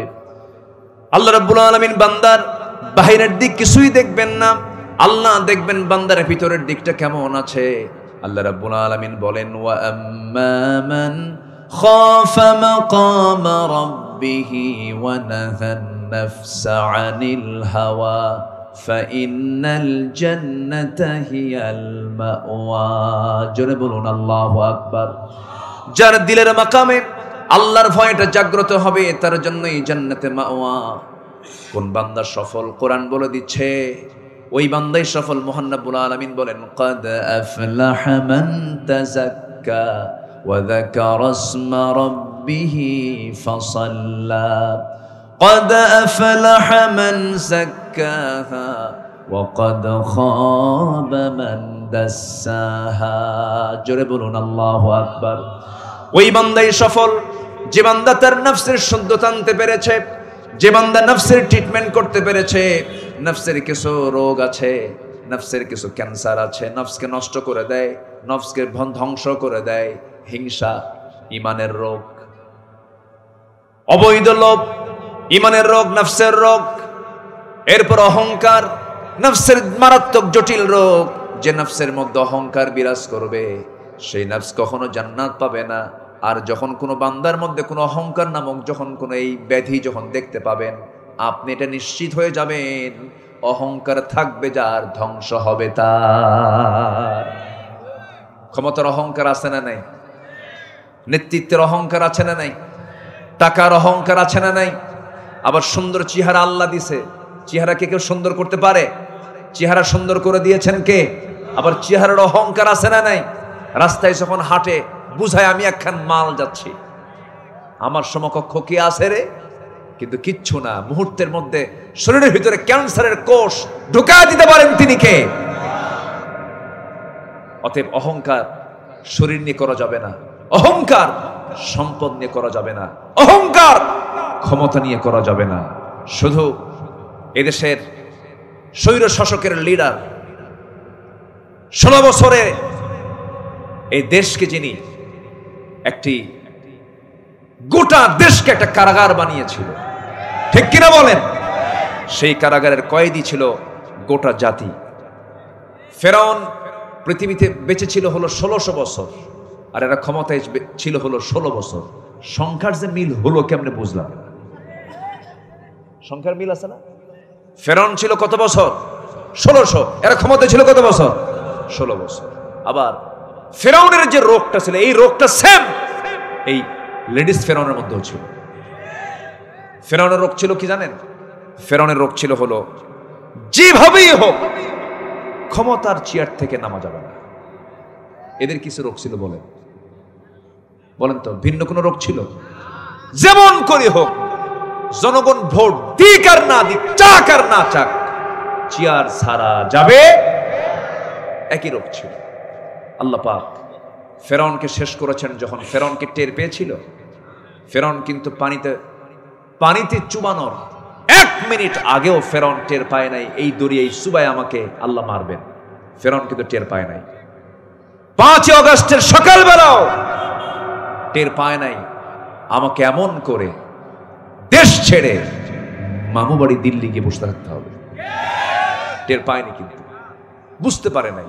দেখেন কত মিল আছে। কি কারণ?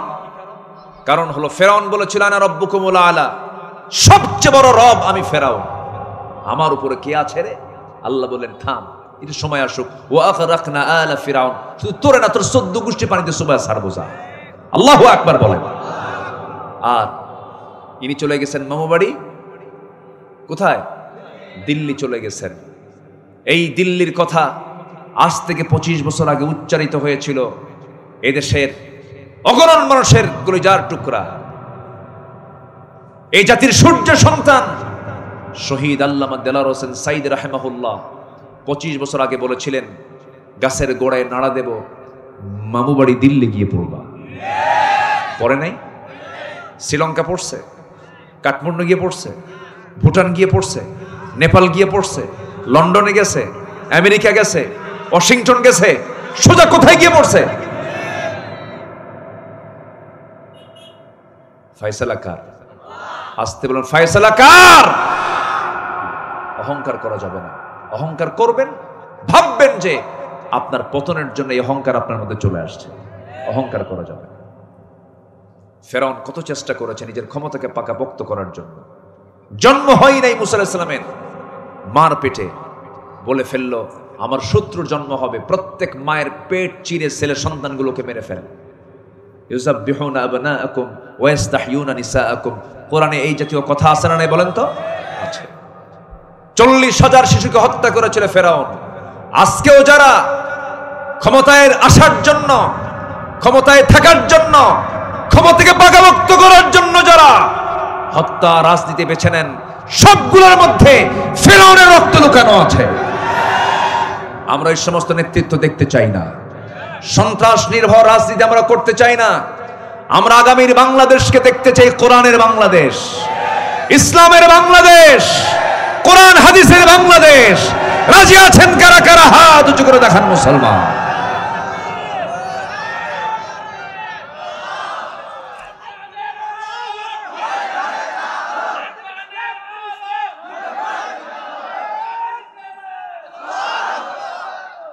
আল্লাহ কবুল করুন, জোরে বলি আমিন। আরো জোরে আমিন। হাত নামান। কষ্ট পেলেন নাকি আপনারা? সম্মানিত ভাইয়েরা, আল্লাহ তাআলা এই কোরআনের প্রায় পাতায় পাতায়, বলবো না, প্রায় জায়গাতেই আল্লাহ তাআলা একজন নবীর নাম সবচেয়ে বেশি উচ্চারণ করেছেন, তার নাম হলো মূসা। কারণ এই নবীকে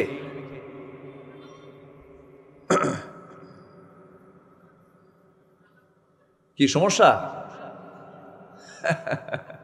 আমার দিকে তাকান। কষ্ট পাচ্ছেন নাকি আপনারা? যেন আমার আওয়াজের চাইতে যেন শ্রোতার আওয়াজ যেন বেশি না বড় হয়, এটা খেয়াল করতে হবে। এটা কোরআনের মাহফিল, এটা আদব রক্ষা করার দায়িত্ব একার না সবার? আসতে বলেন, একার না সবার? একটু বসুন, শৃঙ্খলা রক্ষা করে আমরা বসি।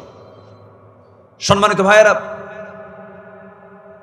সম্মানিত বন্ধুগণ, আল্লাহ তাআলা এই নবীর নামটা বারবার নিয়েছেন কেন জানেন? খুব নির্যাতিত নবী ছিলেন তিনি, প্রচুর টর্চার করা হয়েছে, এবং এমন জাতির তিনি নবী ছিলেন, খুব সোজা না বাঁকা, বাঁকা একটা জাতির তিনি নেতৃত্ব দিয়েছেন।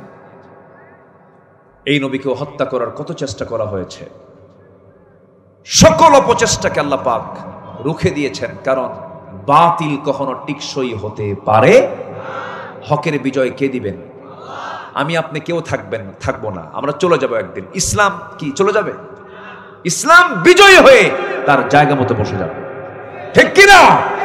অতএব আমার আপনার ইসলাম নিয়ে বিরোধিতা করার কোনো সুযোগ নাই, কোনো দরকার নাই, বরঞ্চ ইসলাম নেই আমরা থাকবো। জোরে বলি ইনশাআল্লাহ। ইসলাম আছে যেখানে আমরা আছি।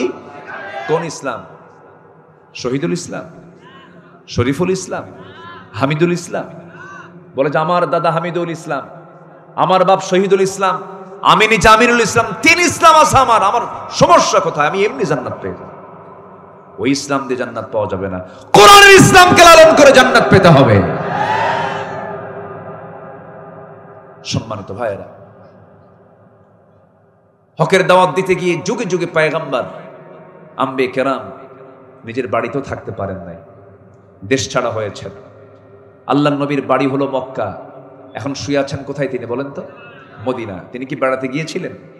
তিনি দিনের বেলা ঘর থেকে বের হয়েছেন, রাতের বেলা ঘর থেকে বের হয়েছেন? প্রকাশ্যে না গোপনে? কেন? কি জন্য? কি কারণে? শুধু আমার নবীর বক্তব্য ছিল একটাই, সেটা হলো আলা লাহুল খালক, সৃষ্টি যার, আইন চলতে হবে তার। মদ চলবে না, জুয়া চলবে না, সুদের কারবার চলবে না, জেনার কোনো লাইসেন্স চলবে না। এগুলোতে একটাও আমার দেশে নাই। আসতে বলে আসে না নাই? এরপরেও বলে আমরা ধর্মীয় মূল্যবোধ বিশ্বাসী। কিসের ধর্মীয় মূল্যবোধ তোমার? 54 বছরে আজ পর্যন্ত নামাজের আইন যারা পাশ করতে ভয় পায়, এরা মুসলমান নামের কলঙ্ক। জাহান্নাম থেকে বাঁচার জন্য 1 নম্বর কাজ হলো নামাজ। 1 নম্বর কাজ কি বলেন? নামাজ। এই জাতিকে নামাজি বানানোর জন্য সব দল যদি এক হয়ে যদি বলতো আমরা জাতিকে নামাজি বানাতে চাই, অধিকাংশ বান্দাই নামাজি হয়ে যেত। কিন্তু নামাজের কোনো কর্মসূচি আছে? কোনো কর্মসূচি নেই। সম্মানিত ভাইয়েরা, আল্লাহর পয়গম্বর মুসা আলাইহিস সালাতু ওয়াস সালাম রাষ্ট্রযন্ত্র কর্তৃক নির্যাতনের শিকার হয়েছেন, কিন্তু ধৈর্যের পরিচয় দিয়েছেন। আমাদের ধৈর্য ধরতে হবে। তবে আমার বিশ্বাস টুডে অ্যান্ড টুমরো বাংলার জমিন আল্লাহর দিন কায়েম হবে। জোরে বলি ইনশাআল্লাহ। অবশ্যই কবুল, আল্লাহ তাআলা অবশ্যই কবুল করবেন। সেই ক্ষেত্র প্রস্তুত হচ্ছে আমার বিশ্বাস, আমার বিশ্বাস, আমার বিশ্বাস। আল্লাহ যেন কবুল করেন। জোরে বলি আমিন, আরো জোরে আমিন। তবে ধৈর্য ধরতে হবে, বেশি রাগ থাকা যাবে না। ধৈর্য ধরবেন, জিতে যাবেন। রাগ করবেন, হেরে যাবেন। ধৈর্যের পরিচয়ে ইমানদারকে সর্বোচ্চ করতে হবে। ধৈর্যের সাথে কে আছেন? আসতে বলবেন কে আছেন? সবচেয়ে বড় ধৈর্যশীল কে? গাঁজা খায় তাও আল্লাহ তারে খাওয়ায়, মদ খায় আল্লাহ তারে তাও খাওয়ায়, আল্লাহর বিরুদ্ধে কথা কয় আল্লাহ তারেও খাওয়ায়। আল্লাহর চেয়ে বড় ধৈর্যশীল কেউ আছে? আমরা ধৈর্যশীল হব, নফসের ট্রিটমেন্ট করব। নফসের রোগ হলো রাগ করা, নফসের রোগ হলো হিংসা করা, নফসের রোগ হলো অবৈধ লোভ করা। বৈধ লোভ আপত্তি নেই, নিজের সম্পদের প্রতি আপনার লোভ থাকতেই পারে, কিন্তু পরের পুকুরে আপনি মাছ চাষ করে খাবেন, আপনার ক্ষমতা আছেন, আপনার দল ক্ষমতায় আছে, পরের পুকুর দখল করে মাছ চাষ করছেন, এটা অবৈধ লোভ। এগুলো করা যাবে না। হারাম কোনো পন্থা অবলম্বন করা যাবে না। নিজের স্ত্রীর প্রতি আপনার কামনা বাসনা থাকবে, নিজের স্ত্রীর দিকে আপনি তাকাবেন, সব পেয়ে যাবেন। এটা একটা লোভ। কামনা বাসনা কোনো সমস্যা নাই, কিন্তু আল্লাহ বলছেন বিয়ে করে কামনা বাসনা করো, কিন্তু অন্যের বইয়ের প্রতিও লোভ আছে না? নাই? এরকম বান্দা আছে না? এরকম বান্দা আছে না? তবে রাজশাহীতে নাই, আছে, রাজশাহীতে আছে। বিবাহ পূর্ব নোংরামিগুলো সামাজিক স্বীকৃতি পেয়ে গেছে। আজকে বয়ফ্রেন্ড গার্লফ্রেন্ডের পরিচয় লালন করে সবাই চলে যাবেন এখান থেকে। রাজশাহী ইউনিভার্সিটি কয়শো মাইল দূরে? বেশি দূরে নাকি? এটা রাজশাহী কলেজের সামনে যান, ইউনিভার্সিটির সামনে যান, এই সমস্ত শিক্ষানগরী রাজশাহী যেখানেই যাবেন সেখানে আপনি চলে যেতে পারেন, দেখতে পারেন। শুধু চিত্রটা দেখবেন। বলুন তো এই সমস্ত ইউনিভার্সিটিগুলোতে, কলেজ ক্যাম্পাসগুলোতে ক্লাস কি একটা না দুইটা? দুইটা ক্লাস। একটা হলো ইন কোর্স, আরেকটা হলো আউট কোর্স। আউট কোর্সের সেই ক্লাসটা হলো গাছের গোড়ায় গোড়ায়, জোড়ায় জোড়ায়, বুকে বুক মিলে, হাতে হাত মিলে, সকাল থেকে সন্ধ্যা পর্যন্ত বয়ফ্রেন্ড গার্লফ্রেন্ড, একটাই জিকির, তুমি আমার আমি তোমার। নাউযুবিল্লাহ। কেন হচ্ছে এগুলো? পর্দার বিধানটা নাই। পর্দার বিধান চালু হলে 1.5 হাত লাঠি দিয়ে পিটাইয়া বেয়াদবি সব ছুটায় দেওয়া হবে। বিয়ে করে প্রেম কর। প্রেম আগে না বিয়ে আগে? অনেকে চুপ করে আছে, হুজুর কি কব? সেই দিন একজন আমারে বলে, হুজুর একটু দোয়া করবেন, আমাদের বিয়েটা না লাভ ম্যারেজ। বললাম লুচ্চা ম্যারেজ। বিয়ের আগে কোনো লাভ আছে?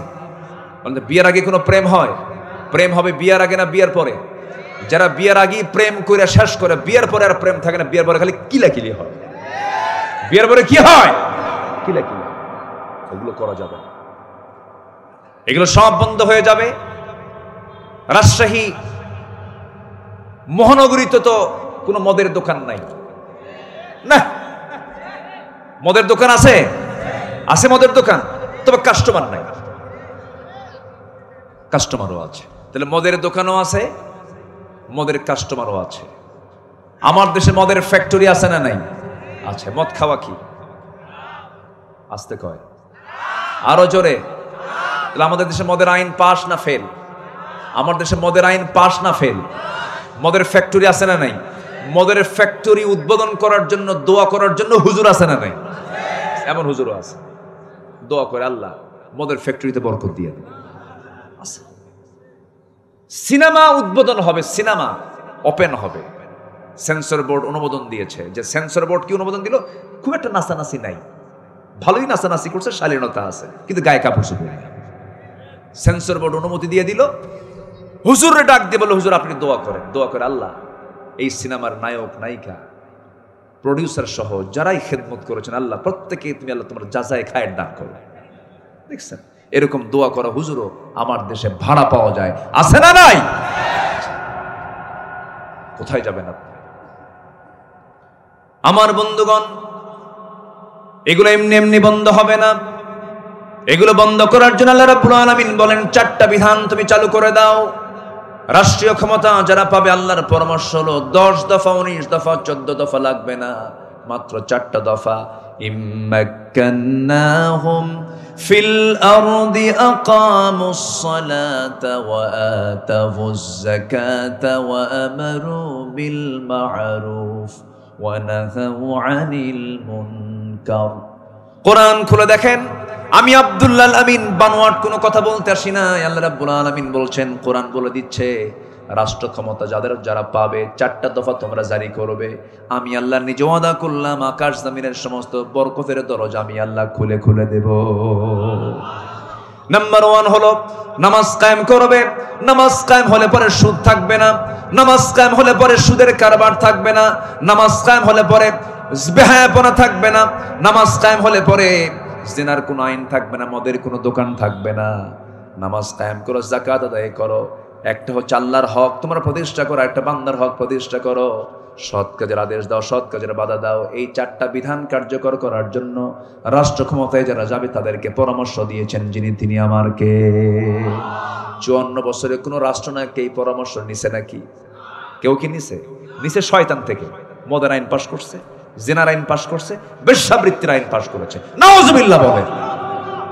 কথা তো বলতেই হবে, যেটা বাস্তব। আমরা কি অবাস্তব কিছু বলছি? এটাই তো বাস্তব। সম্মানিত ভাইয়েরা, সম্মানিত বন্ধুগণ, তাহলে নফসের আমরা ট্রিটমেন্ট করব, জোরে বলি ইনশাআল্লাহ। নাম্বার 3, কল্যাণময় কর্ম। ভালো কাজে আমরা নিজেকে জড়াবো। মন্দ কাজের সঙ্গে ইমানদারের কোনো সম্পর্ক থাকতে পারে না। হারাম ইসলাম গর্হিত কোনো অপরাধের সঙ্গে ইমানদারের কোনো সম্পর্ক থাকতে পারে না। আল্লাহ রাব্বুল আলামিন বলেন, قل يا عبادي الذين آمنوا اتقوا ربكم للذين أحسنوا في هذه الدنيا حسنة وأرض الله واسعة إنما يوفى الصابرون أجرهم بغير حساب। জোরে বলুন আল্লাহু আকবার। সূরাতুজ জুমার আয়াত নাম্বার 10 আল্লাহ বলছেন ভালো কাজ করো, ভালো কাজের প্রাপ্তি আমি তোমাকে দিয়ে দেব। আর একটা বিষয় জেনে রেখে দিও, ভালো কাজ করতে নিয়ে যে ধৈর্যের পরিচয় দিতে হয়, ওই ধৈর্যের পরিচয় হিসাবে আমি তোমাদেরকে বেহিসাবি প্রাপ্তি আমি তোমার জন্য আমি আল্লাহ বরাদ্দ করব। যেরকম সুবহানাল্লাহ। ধৈর্য একটা যোগ্যতা, রাগ হলো অযোগ্যতা। ধৈর্য আছে যার, বিজয় আছে তার, সফলতা আছে তার। এই দুনিয়ার জিন্দেগিতেও ধৈর্য দরকার না রাগ দরকার? ধৈর্য দরকার। বিয়ে আগে না ধৈর্য আগে? দেখেন, বিয়ে আগে। এই কোনটা আগে ভালো করে রাখুন? বিয়ে আগে না ধৈর্য আগে? ধৈর্য আগে। ব্যবসা আগে না ধৈর্য আগে? আপনি পাঞ্জাবি বিক্রি করবেন, এক পাঞ্জাবি দেখেই কি কোনো কাস্টমার কিনবে নাকি?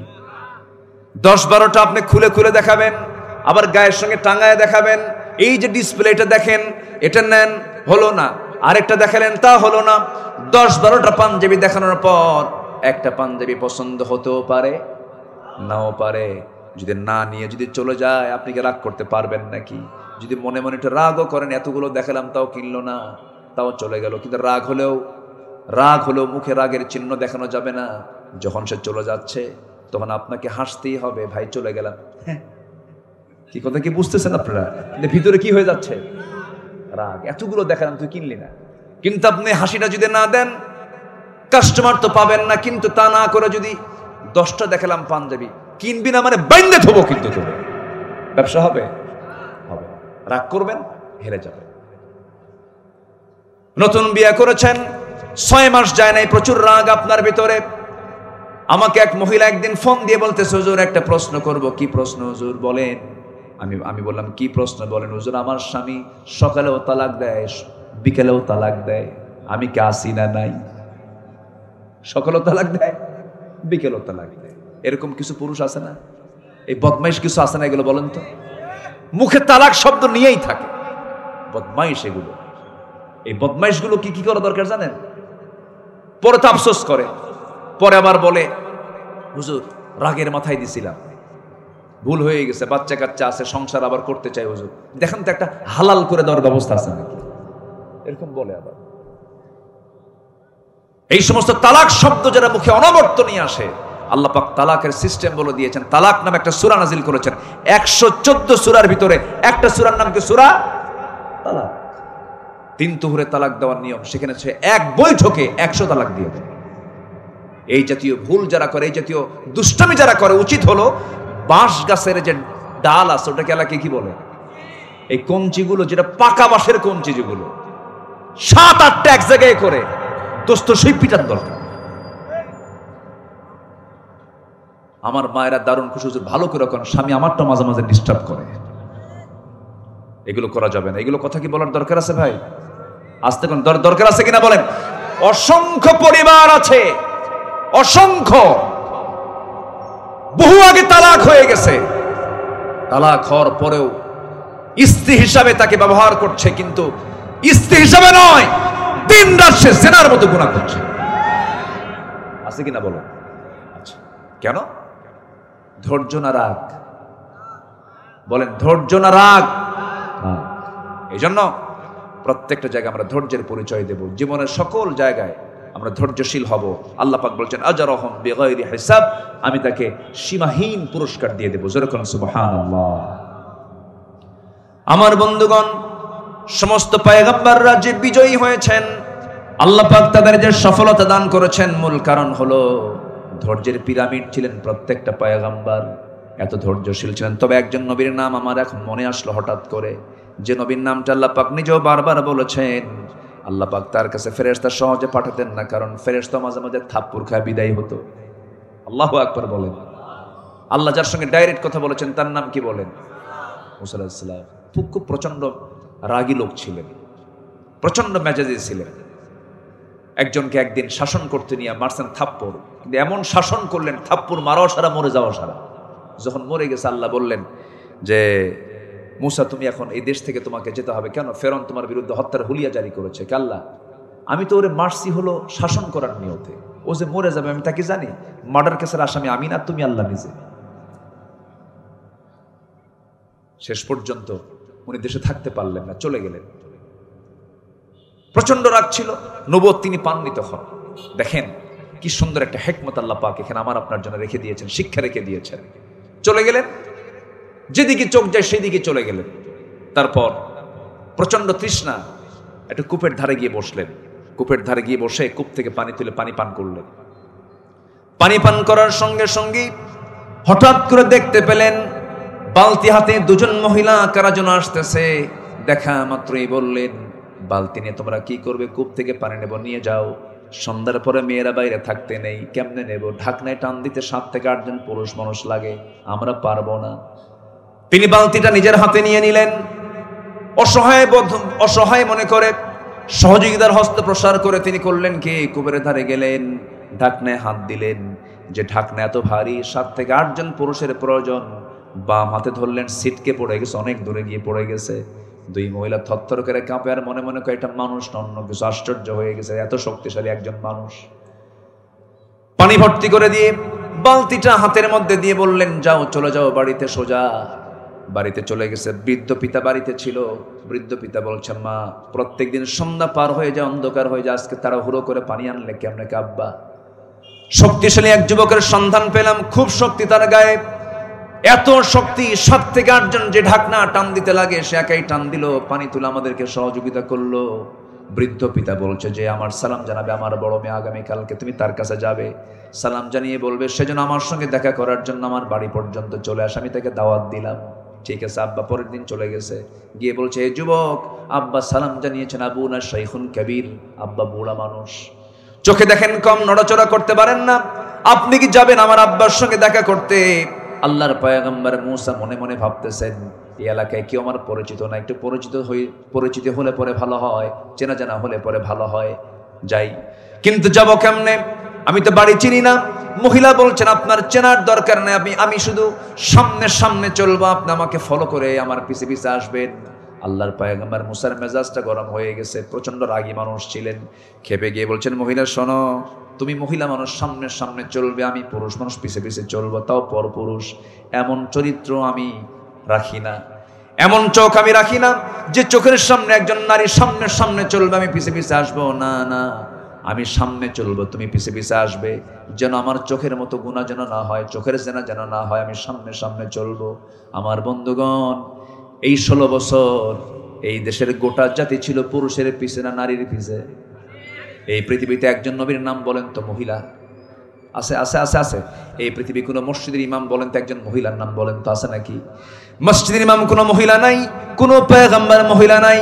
এর মানে মহিলার কোনো সম্মান যে নাই তা বলবো না। মহিলারা হচ্ছেন নবীদের মা, তাদের সম্মান তো অবশ্যই আছে। এদের নেতৃত্বের জন্য আল্লাহ রাব্বুল আলামিন ইঙ্গিত দিয়েছেন, মসজিদের নেতৃত্ব দেবে নারী না পুরুষ, সমাজেরও নেতৃত্ব দেবে নারী না পুরুষ, একটা পরিবারেরও নেতৃত্ব দেবে স্বামী না বউ। বলেন বলেন বলেন, কে?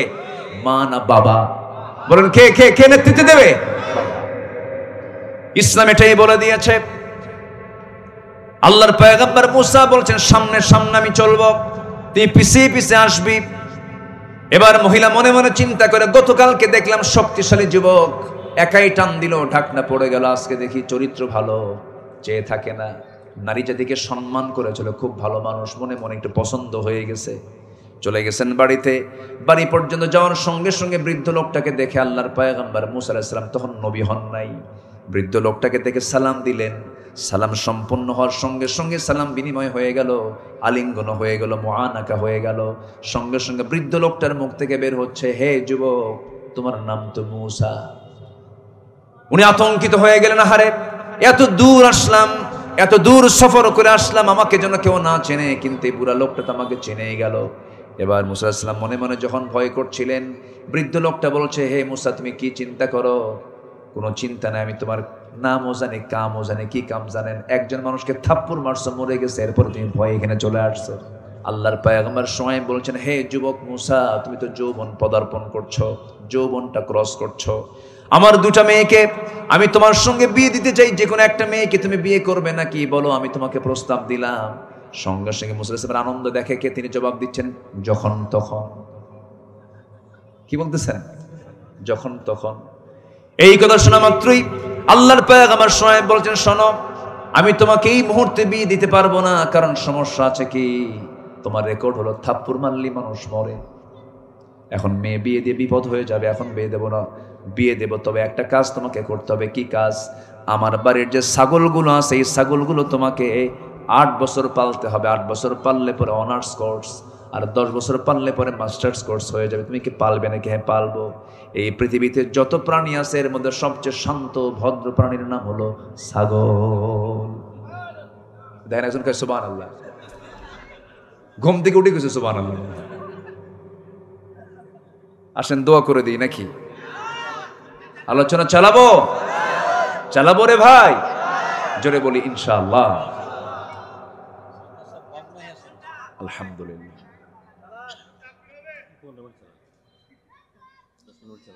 সম্মানিত ভাইয়েরা, এখন এই ছাগল পালার দায়িত্ব পড়ে গেছে আল্লাহর পয়গম্বর মুসার কাঁধে। তখন তিনি নবী হননি। এই রাগী লোকটার দায়িত্ব পড়ে গেল কি লালন পালন করা বলেন তো? ছাগল। 10 বছর তাও আল্লাহর নবী তো ধরে ফেলছেন তাকে। 10টা বছরও তিনি ছাগল পালন করলেন। পাগলে কিনা বলে, ছাগলে কিনা খায়।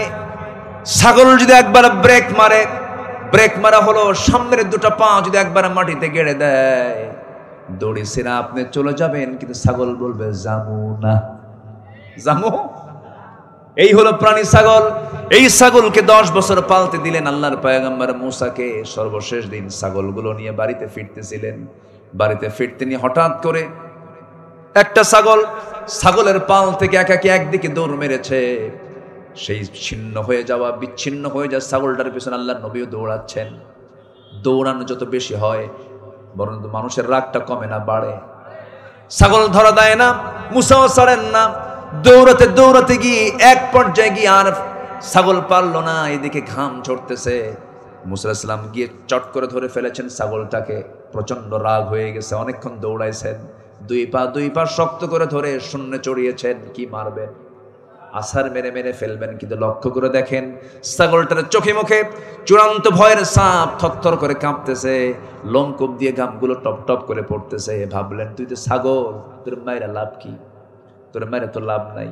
একটু দয়া হলো, মায়া হলো, দুই পা ছেড়ে দিয়া আস্তে করে ছাগলটাকে কোলের মধ্যে করে নিয়া আদর করলেন, মোহাব্বত করলেন। সঙ্গে সঙ্গে এই যে মায়া মোহাব্বত, এই যে ধৈর্যের পরিচয়টা তিনি দিলেন। আল্লাহ বলেছেন মুসা, বুঝতে পেরেছি তোমার রাগ কমে গেছে, আমি তোমার নবুয়ত দিয়ে দিলাম। জোরে বলুন সুবহানাল্লাহ। তাহলে ইমানদারের বড় একটা গুণ হচ্ছে ধৈর্য। আমরা আনবো, জোরে বলি ইনশাআল্লাহ। আল্লাহর প্রিয় হওয়ার জন্য 15টা কাজ, 3টা বলেছি আমি, আরো আছে কয়টা? নুরু ওয়াজ কি শেষ না শুরু? শেষ হয় কেমনে, বহু আলোচনা। নাম্বার 4 হলো আল্লাহকে রব হিসেবে গ্রহণ করা এবং তার পথে অবিচল থাকা। ঈমান আনা সহজ, ঈমান টিকে রাখা কঠিন। নবীর সাথে নবীর হাতে বায়াত নিয়ে কালিমা পড়ে বেঈমান হয়ে দুনিয়া থেকে বিদায় নিয়েছে, এমন রেকর্ড আছে না নাই? আসতে বলবেন না, আছে না নাই? হিজরত করতে গেছে আবিসিনিয়ায়, খ্রিস্টান হয়ে দুনিয়া থেকে বিদায় নিয়েছে, বেঈমান হয়ে দুনিয়া থেকে বিদায় নিয়েছে। এজন্য ঈমান এনেছি, ঈমান নিয়ে টিকে থাকবো। জোরে বলি ইনশাআল্লাহ, আরো জোরে বলি ইনশাআল্লাহ। ইন্নাল্লাযীনা ক্বালু রাব্বুনাল্লাহু সুম্মা ইসতাকামু تتنزل عليهم الملائكة ألا تخافوا ولا تحزنوا وأبشروا بالجنة التي كنتم توعدون। নাম্বার 5 হলো আল্লাহর সন্তুষ্টির জন্য আল্লাহর পথে দান করা। যে আল্লাহকে দেবে আল্লাহ তাকে ডাবল ডাবল দিবেন। আল্লাহ রাব্বুল আলামিন বলেন, মান যাল্লাযী ইউকরিদুল্লাহু কারদান হাসানান ফায়ুদাঈফাহু লাহু আযআফান কাসীরা ওয়াল্লাহু ইয়াকবিদু ওয়া ইয়াবসুত ওয়া ইলাইহি তুরজাউন। নাম্বার 6 হলো আল্লাহর স্মরণে লিপ্ত থাকা, আল্লাহর জিকিরের সর্বক্ষণ জিহ্বাকে সিক্ত রাখা, দিলটাকে আল্লাহর দিকে ঝুঁকে নেওয়া, সর্বক্ষণ আল্লাহকে প্রস্তুত রাখা, তাকে স্মরণ করার জন্য সর্বক্ষণ দিলটাকে প্রস্তুত রাখা। ফাযকুরুনি আযকুরকুম ওয়াশকুরুলি ওয়ালা তাকফুরুন। নাম্বার 7 হলো তওবা করা, ক্ষমা প্রার্থনা করা আল্লাহর কাছে। গুনাহ আছে যার তওবা তার অবশ্যই করতে হবে, গুনাহ আছে যার ক্ষমা তার চাইতে হবে। একমাত্র কার কাছে? আসতে বলবেন না, কার কাছে? ইয়া আইয়ুহাল্লাযীনা আমানু তুবু ইলাল্লাহি তাওবাতান নাসুহা আসা রাব্বুকুম আন ইউকাফফিরা আনকুম সাইয়্যাতিকুম ওয়া ইউদখিলাকুম জান্নাতিন তাজরি মিন তাহতিহাল আনহার। জোরে বলুন আল্লাহু আকবার। নাম্বার 8 হলো জীবনের প্রত্যেকটা জায়গায় ভরসা করব কার উপরে? তাওয়াক্কুল করব কার উপরে? যত ঘাত প্রতিঘাত আসুক না কেন, যত ক্রাইসিস পিরিয়ড আসুক না কেন, আল্লাহকে 1 সেকেন্ডের জন্য ভোলা যাবে না। আল্লাহ বলছেন, ফাইদা আযামতা ফাতাওয়াক্কাল আলাল্লাহ ইন্নাল্লাহা ইউহিব্বুল মুতাওয়াক্কিলিন। নাম্বার 9 হলো পবিত্রতা অর্জন করা। পবিত্রতা অর্জন শুধু দেহের নয়, চিন্তার পবিত্রতা থাকতে হবে, কাজের পবিত্রতা থাকতে হবে। রোজা আছেন, সুদের ব্যাংকে চাকরি করেন, চিন্তার বিষয় আছে না নাই? বলেন, আসতে বলবেন না, আছে না নাই? আপনি মদের ফ্যাক্টরিতে আপনি কর্মরত আছেন, অবশ্যই চিন্তার বিষয় আছে। এই জন্য শুধু আপনার নাপাকে দূর করা কি পবিত্রতা? বলে না, প্রত্যেকটা কাজের মধ্যে পবিত্রতা আছে না নাই? বলেন, আছে। ইন্নাল্লাহা ইউহিব্বুত তাওয়াবিনা ওয়া ইউহিব্বুল মুতাতাহহিরিন। নাম্বার 10 হলো কৃতজ্ঞতা প্রকাশ করা। 1 নাম্বার কৃতজ্ঞতা প্রকাশ করব কার? وَإِذْ تَأَذَّنَ رَبُّكُمْ لَئِنْ شَكَرْتُمْ لَأَزِيدَنَّكُمْ وَلَئِنْ كَفَرْتُمْ إِنَّ عَذَابِي لَشَدِيدٌ। নাম্বার 11 হলো আল্লাহর ভালোবাসায় কান্নাকাটি করা, আল্লাহর কাছে চোখের পানি সপিয়ে দেওয়া। পৃথিবীর কোনো মানুষ আমার কান্নার মূল্য দেবে না, আমার কান্নার মূল্য 100% দিবেন যিনি, তিনি আমার কে? আল্লাহ ছাড়া কেউ কান্নার মূল্য দেয় ভাই? কেউ দেবে না, কেউ দেবে না। নীরবে নিবৃতে শেষ রাত্রিতে প্রত্যেকটা নরমাল বান্দার জন্য নামাজ হলো 5 ওয়াক্ত। আল্লাহর স্পেশাল যারা বান্দা তাদের জন্য নামাজ হলো 6 ওয়াক্ত। কি হয়, কয় ওয়াক্ত বলেন? 6 ওয়াক্ত। তাহাজ্জুদ থেকে শুরু। কিসের থেকে শুরু বলেন? তাহাজ্জুদ থেকে শুরু। তাহাজ্জুদ পড়বো, ফজরের আযান হয়ে যাবে, তার আগে বেতের নামাজ শেষ হয়ে যাবে। বেতের নামাজ সবার শেষে, তাহাজ্জুদ আগে, এরপরে বেতের নামাজ, এরপরে ফজরের ওয়াক্ত চলে আসবে।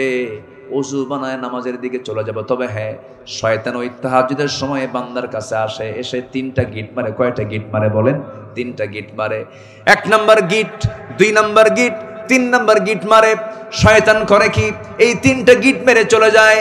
আল্লাহ রাসূল বলেন, আমার রাসূল বলছেন, ও সাহাবীরা, শয়তানের বেঁধে দেওয়া এই 3টা গিট যদি তোমরা ছুটাতে চাও, নাম্বার 1 হলো তুমি কি করবে? আজান শোনার সঙ্গে সঙ্গে যদি বিছানার সঙ্গে তোমার পিঠটা যদি পৃথক করে ফেলতে পারো, বসতে যদি পারো, বিছানা থেকে উঠে বসবে, 1 নাম্বার গিট ছুটে চলে যাবে।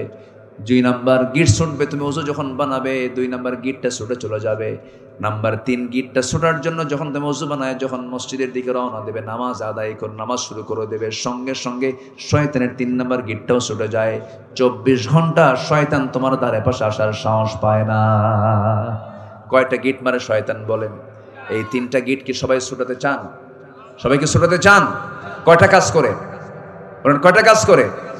বিছনা থেকে নিজের পৃথক, বিছনা থেকে নিজের পিঠটাকে পৃথক করা, ওযু বানানো, নাম্বার 3 নামাজে দাঁড়ানো। 3টা গিট ছুটে যাবে। এই সিদ্ধান্ত আজকে থেকে নেবেন কারা কারা? একটু হাত তুলে দেখান তো দেখি। জোরে বলি, ইয়া আল্লাহ, আমাদেরকে 5 ওয়াক্ত সালাত আদায় করার তৌফিক তুমি আল্লাহ দিয়া দাও। জোরে বলি আমিন। আরো জোরে আমিন, আরো জোরে আমিন। একটা কথা প্রায় আমি বলি, বলুন তো, আমার দেশে নামাজি বেশি না ইমানদার বেশি? হ্যাঁ, ভালো করে বলুন, নামাজি বেশি না ইমানদার বেশি? ইমানদার বেশি, নামাজি কম। বলে না যে হুজুর নামাজ না পড়ি ইমান তো আছে আমার, আছে না? বলে না, বলে কিনা, বলে কিনা? তাহলে দেখেন, এমন ইমানদার নামাজ নাই, এমন ইমানদার কি নাই? নামাজ নাই। সেই ইমানদারের কি মূল্য কি আল্লাহর কাছে থাকবে? থাকবে না। নামাজ পড়লেই ইমানদারের মূল্যটা চলে আসবে। নাম্বার 12 হলো সালাতের প্রতি যত্নবান হওয়া, আল্লাহর সামনে বিনম্র হয়ে দাঁড়ানো। হাফিজু আলাস সালাওয়াতি ওয়াস সালাতিল বুসতা ওয়া কুমু লিল্লাহি কানিতিন। নাম্বার 13 হলো আল্লাহর পথে জ্ঞান অর্জনে নিজেকে দৃঢ় রাখা। জ্ঞান আমাকে আপনাকে ঠকাবে না। জ্ঞান এমন একটা অস্ত্রের নাম, এমন একটা শক্তির নাম, শয়তান আপনার জ্ঞানের কাছে হেরে যাবে। শয়তান আসে হলো জ্ঞানীর কাছে না মূর্খের কাছে? মূর্খের কাছে সে সহজে, সে মানে চতুর্দিকে সে মানে ছড়িয়ে আপনাকে আক্রান্ত করার চেষ্টা করে। কিন্তু আপনার কোরআনের জ্ঞান যখন থাকবে, শয়তান আপনাকে সহজে ওয়াসওয়াসা দিতে পারবে না। আল্লাহ রাব্বুল আলামিন বলেন, ইয়ারফাইল্লাহুল্লাযীনা আমানু মিনকুম ওয়াল্লাযীনা উতুল ইলমা দারাজাত ওয়াল্লাহু বিমা তা'মালুনা খাবীর। সূরাতুল মুজাদালা আয়াত নাম্বার 11। আল্লাহ রাব্বুল আলামিন বলেন, ইলম যারা হাসিল করবে আমি আল্লাহ তাদেরকে বিশাল মর্যাদা দিয়ে দেব। জোরে করুন সুবহানাল্লাহ। নাম্বার 14 হলো সৎকর্মশীল হওয়া, খারাপ কোনো কাজে না যাওয়া, ভালো কাজে অংশগ্রহণ করা। ওয়ালা তুফসিদু ফিল আরদি বা'দা ইসলাহিহা ওয়াদউহু খাওফান ওয়া তামাআন ইন্না রাহমাতাল্লাহি করিবুম মিনাল মুহসিনিন। সর্বশেষ হলো ইনসাফ এবং ইহসান অবলম্বন করা। ইনসাফ এবং ইহসান যার মধ্যে থাকবে সে ব্যক্তি জাহান্নাম যাবে না।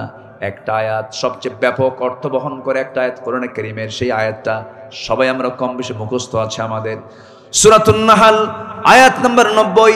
প্রত্যেকটা খতিব জুমার খুতবায় আয়াত অবশ্যই বলেন তারা, যারা পারেন ঠোঁট মিলিয়ে বলুন, ইন্নাল্লাহা ইয়া'মুরু বিল আদলি ওয়াল ইহসান ওয়া ইতাই যিল কুরবা ওয়া ইয়ানহা আনিল ফাহশাই ওয়াল মুনকারি ওয়াল বাগি ইয়াইদুকুম লাআল্লাকুম তাযাক্কারুন। ইনসাফ হলো যার যে প্রাপ্যতা তাকে বুঝিয়ে দেওয়া। ইহসান হলো অন্যের প্রতি নিজেকে সেবার জন্য নিজেকে প্রস্তুত রাখা, দয়া পর্ব, সহানুভূতি দেখানো, এই দুইটা জিনিস যদি কোনো বান্দার মধ্যে থেকে যায়, আল্লাহ পাক ওই বান্দাকে প্রিয় বান্দা হিসেবে গ্রহণ করেন। আর আল্লাহর প্রিয় হয়ে গেলে বান্দার জীবনে আর কিছু প্রয়োজন নাই। আল্লাহ কবুল করুন, জোরে বলে আমিন। আরো জোরে, আরো জোরে।